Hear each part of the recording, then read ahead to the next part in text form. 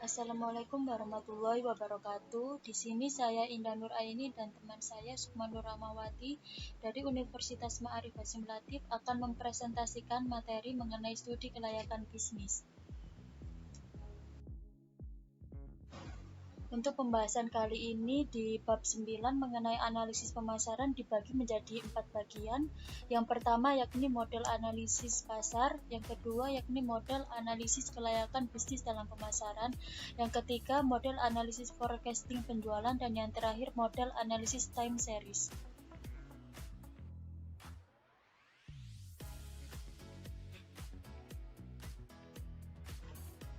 Yang pertama yakni model analisis pasar. Dalam model analisis pasar sendiri dibagi menjadi 3 bagian, yakni kerangka dasar analisis pasar, positioning, dan juga merek. Kerangka dasar analisis pasar memiliki 4 bagian, yakni yang pertama informasi dan pasar. Pasar sendiri adalah tempat terjadinya transaksi jual-beli atau penjualan dan pembelian yang dilakukan oleh penjual dan pembeli pada waktu dan tempat tertentu. Yang kedua adalah market demand atau permintaan pasar, yang memiliki pengertian sebagai jumlah keseluruhan yang akan dibeli oleh sekelompok konsumen tertentu di suatu daerah. Dan yang ketiga yakni prosedur analisis pasar. Prosedur analisis pasar memiliki pengertian sebagai prosedur yang diikuti agar studi pasar berjalan dengan efisien dan efektif. Dan yang terakhir yakni lingkup kajian analisis pasar yang dibagi menjadi 4 bagian. Yang pertama yakni deskripsi pasar, yang kedua yakni analisis permintaan, yang ketiga analisis penawaran, dan yang terakhir pangsa pasar. Untuk bagian yang kedua yakni positioning. Positioning memiliki pengertian sebagai membangun persepsi relatif satu produk dibandingkan dengan produk yang lain. Positioning dibagi menjadi 2, yakni repositioning yang memiliki artian sebagai kegiatan yang melibatkan penggantian identitas produk, dan depositioning yang memiliki artian sebagai kegiatan untuk mengganti jalinan kompetitor yang memiliki tujuan untuk mengganti segmen pasar. Dan yang terakhir merek. Merek sendiri memiliki pengertian sebagai simbol perwujudan seluruh informasi yang berkaitan dengan produk atau jasa. Yang kedua yakni model analisis kelayakan bisnis dalam pemasaran yang dibagi menjadi 2 bagian. Yang pertama yakni konsep analisis kelayakan bisnis dalam pemasaran, merupakan inti dari aspek yang harus disusun dari rancangan studi kelayakan bisnis. Yang selanjutnya yakni analisis aspek pasar dan pemasaran dalam studi kelayakan bisnis. Aspek pasar dan pemasaran yang perlu dianalisis dalam studi kelayakan bisnis dibagi menjadi 3 bagian.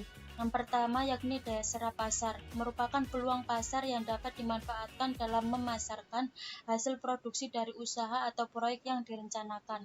Yang kedua yakni kondisi pasar, adalah keadaan pasar yang mendasar proses dan kegiatan pemasaran dari kegiatan usaha yang direncanakan seperti penetapan harga, sistem pembayaran, dan biaya pemasaran, serta program pemasaran. Dan yang terakhir yakni faktor persaingan.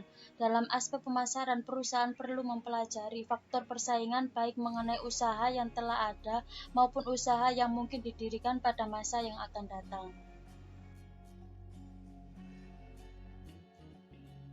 Yakni model analisis forecasting atau penjualan dibagi menjadi 3 bagian, yakni pengertian forecasting adalah suatu cara untuk mengukur atau menaksir kondisi bisnis pada masa mendatang.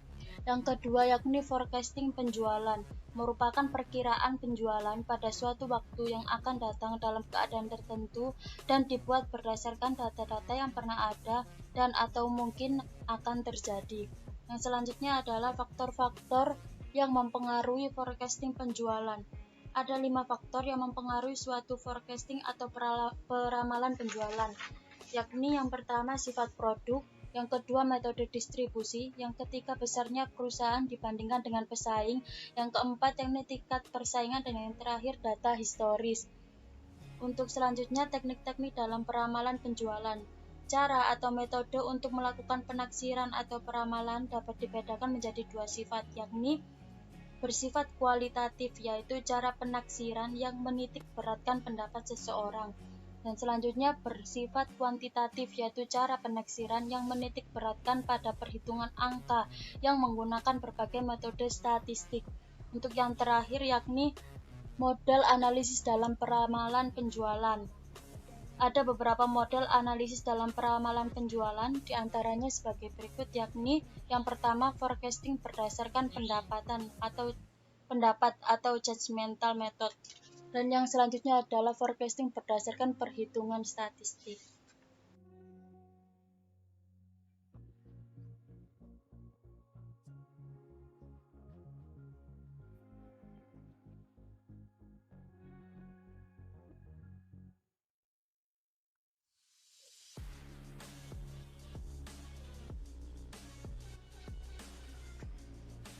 Pada bagian yang terakhir atau yang keempat yakni model analisis time series, dibagi menjadi 5 bagian. Yang pertama yakni pengenalan analisis serial waktu. Time series pada dasarnya digunakan untuk melakukan analisis data yang mempertimbangkan pengaruh waktu. Yang kedua yakni faktor yang mempengaruhi data serial waktu. Ada 4 faktor yang mempengaruhi data time series. Dalam data ekonomi, biasanya kita mendapat fluktuasi atau variasi dari waktu ke waktu atau disebut dengan variasi time series. Yang ketiga yakni penggunaan metode dalam time series. Model time series adalah peramalan nilai masa depan yang didasarkan pada nilai-nilai masa lampau, suatu variabel dan atau kesalahan masa lampau. Yang keempat yakni teknik pembuatan model tren. Model tren sendiri adalah keadaan data yang menaik atau menurun dari waktu ke waktu. Untuk yang selanjutnya yakni metode untuk menghitung indeks musiman yang dibagi menjadi 2 rumus. Yang pertama, indeks musiman dibagi jumlah indeks musiman dikali perkiraan hasil penjualan. Dan yang selanjutnya rumus yakni Y sama dengan T dikali S dikali C dan dikali I. Perkenalkan, saya Sukmano Ramawati ingin menjelaskan tentang bab 10 analisis kelayakan aspek teknik produksi dan teknologi. Topik pembahasan bab 10 meliputi studi kelayakan bisnis pada aspek teknik dan teknologi, penentuan kapasitas produksi, dan pengawasan kualitas produk dalam bentuk barang atau jasa.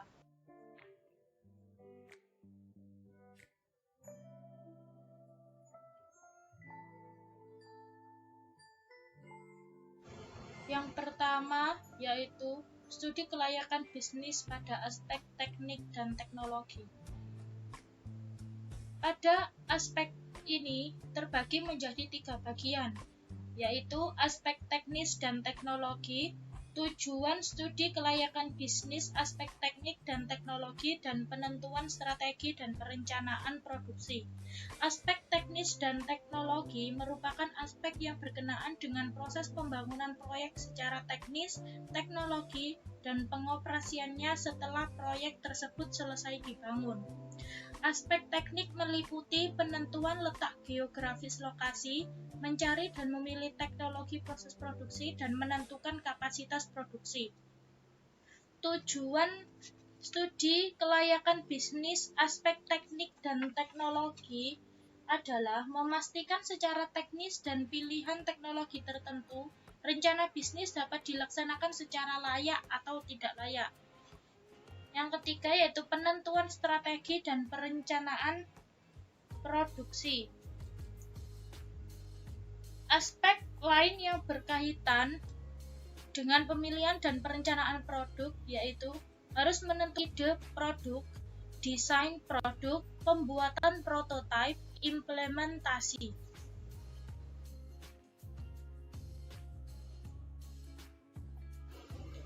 Yang kedua yaitu penentuan kapasitas produksi, meliputi 3 bagian: pengertian kapasitas produksi, rencana operasional jumlah produksi, dan rencana pengendalian persediaan bahan baku dan barang jadi. Pengertian kapasitas produksi ekonomis adalah volume atau jumlah satuan produk yang dihasilkan selama satuan waktu tertentu. Faktor utama perencanaan jumlah produksi perusahaan meliputi permintaan, sumber daya manusia, suplai bahan, dan modal kerja. Yang ketiga, persediaan barang dalam kegiatan proses jasa biasanya digunakan untuk mengantisipasi permintaan konsumen yang meningkat secara tajam ataupun menghadapi kemungkinan berkurangnya suplai bahan baku agar proses jasa tidak terganggu.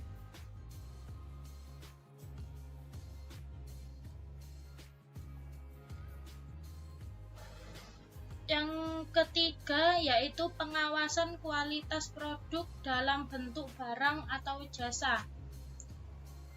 Dibagi menjadi dua, yaitu pengawasan perencanaan kualitas dan pengendalian kualitas.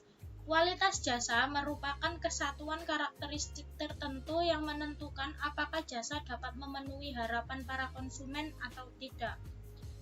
Pengawasan perencanaan kualitas. Aktivitas ini terdiri atas langkah-langkah menentukan konsumen, menentukan kebutuhan atau keinginan konsumen, mengembangkan jasa dan kualitas, mengembangkan proses jasa sebagai pedoman bagian operasi produksi. Yang kedua, pengendalian kualitas. Aktivitas ini dilakukan pada tahap operasi. Langkah-langkah yang dilakukan meliputi evaluasi performansi aktual, membandingkan performansi aktual dengan sasaran yang direncanakan, mengambil tindakan terhadap penyimpangan.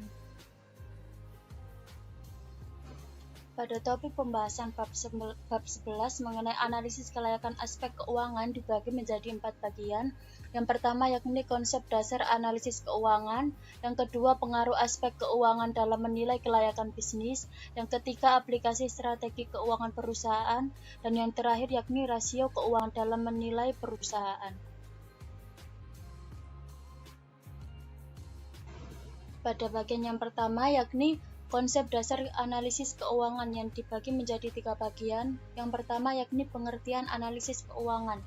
Analisis keuangan sendiri merupakan suatu analisis yang membandingkan biaya dan manfaat untuk menentukan bisnis menguntungkan selamanya dan memperhitungkan kemungkinan menanggung kerugian. Yang kedua yakni tujuan dan manfaat analisis keuangan. Tujuan menganalisis adalah untuk mengetahui perkiraan pendanaan dan aliran kas sehingga dapat diketahui layak atau tidaknya bisnis yang dijalankan. Manfaat menganalisis adalah untuk menentukan rencana investasi melalui perhitungan biaya dengan membandingkan pengeluaran dan pendapatan. Dan yang terakhir yakni lingkup kajian analisis keuangan. Analisis finansial mengkaji beberapa analisis kelayakan yang meliputi net present value, internal rate of return, net benefit cost ratio, payback period, analisis laba rugi, dan analisis sensitivitas.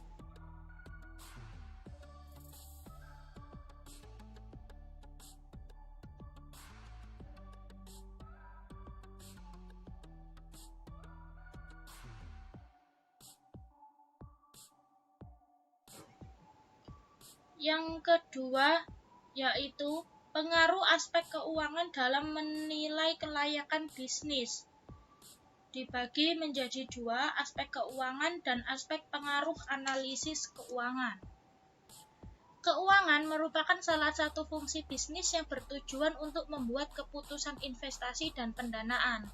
Aspek keuangan merupakan muara dari semua aspek karena keuangan merupakan implikasi dari seluruh program proyek yang dapat diperhitungkan.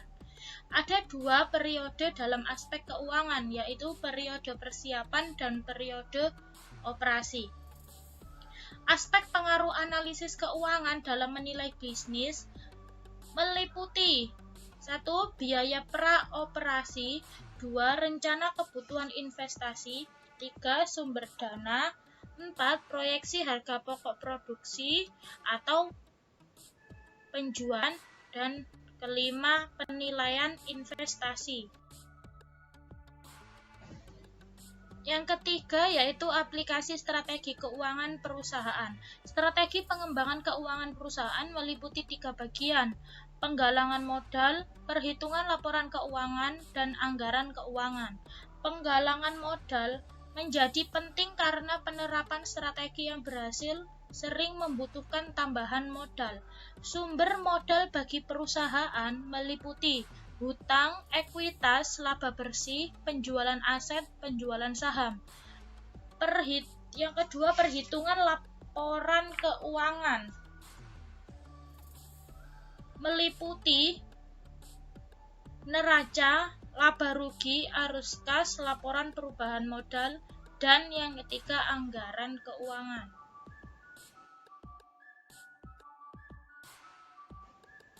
Yang keempat yaitu rasio keuangan dalam menilai perusahaan. Terbagi menjadi 3, yaitu analisis rasio keuangan, yang mana memberikan penilaian atas dasar data dan informasi yang diperoleh dan laporan keuangan yang ditunjukkan dalam bentuk rasio atau presentasi. Yang kedua, fungsi dan tujuan analisis rasio keuangan. Analisis rasio keuangan merupakan instrumen analisis prestasi perusahaan yang menjelaskan berbagai hubungan dan indikator keuangan yang bertujuan untuk menunjukkan perubahan dalam kondisi keuangan atau prestasi operasi pada masa lalu dan membantu menggambarkan tren pola perubahan. Yang ketiga, kelompok kerja analisis rasio keuangan dibedakan menjadi 2, yaitu berdasarkan sumber data yang terdiri dari rasio neraca, rasio laba rugi, rasio antar laporan, dan berdasarkan tujuan analisis, yang mana analisis rasio likuiditas, analisis rasio solvabilitas, dan analisis rasio rentabilitas.